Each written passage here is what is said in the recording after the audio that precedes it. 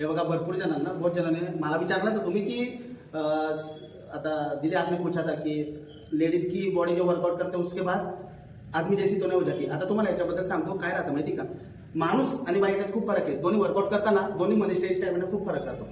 याच्यामध्ये काय राहतो, माणसाच्या बॉडीमध्ये ना टेस्टोस्टेरोन लेवलचा हार्मोन राहतो, तो खूप हाय राहतो कम्पेअर्ड टू वुमन, बरोबर आहे। पण आणि लेडीजमध्ये एस्ट्रोजन नावाचं जे राहतं ना, एक तुम्हाला सांगतो ते हाय असतं कम्पेअर्ड टू मेन, म्हणजे माणसाच्या याच्यात तुम्ही किती बी वर्कआउट करणार ना, मसल बनवायचे तर टेस्टोस्टेरोन लागतंच, ते बाईच्या बॉडीमध्ये कमी असतं आणि माणसाच्या बॉडीमध्ये हाय असतं, तर त्यांच्या मसल लवकर बनतात। पण लेडीजने कितीही वर्कआउट केला ना, तर त्यांना जिथं माणसाला 3 वर्ष लागणार आहे तिथं लेडीजला 6 वर्ष लागतील तशी बॉडी बनवायला। म्हणून तुम्ही हा विचार करू नका की तुम्हाला की थोड्या दिवस आम्ही काही महिने वर्कआउट केला तर माणसासारखी बॉडी बनवून जाते। दुसरं, तुम्ही ही ट्रेनिंग करता, फ्लोअर ट्रेनिंग करता तुम्ही, त्याच्यात गटाटा फंक्शन वगैरे या गोष्टी फॅट लॉससाठी करतात। जे मेन्स करताना ते मोस्ट ऑफली स्ट्रेंथ ट्रेनिंग म्हणजे वेट ट्रेनिंग करता, त्यासाठी मशीन आलं, डंबेल आलं, याच्यावर वर्कआउट करता, म्हणून त्यांचे लवकर मसल बनतात, तुमचे त्यासाठी नाही म्हणत। आता एक फायनल सांगून देतो, लेडीजमध्ये एस्ट्रोजन लेवलचा जो असतो ना तो हाय असतो आणि माणसामध्ये टेस्टोस्टेरोन लेवल हाय असतो, बरोबर आहे।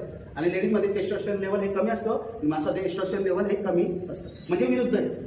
आणि मसल गेनसाठी टेस्टोस्टेरोन लेवलची गरज जास्त असते, म्हणून आता डोक्यात टाकून ना माणसाची सारखी बॉडी लेडीजची कधी बनत नाही, बनायला गेलं तर तिला 6-7 वर्ष लागतात, बरोबर। अच्छा असं आहे।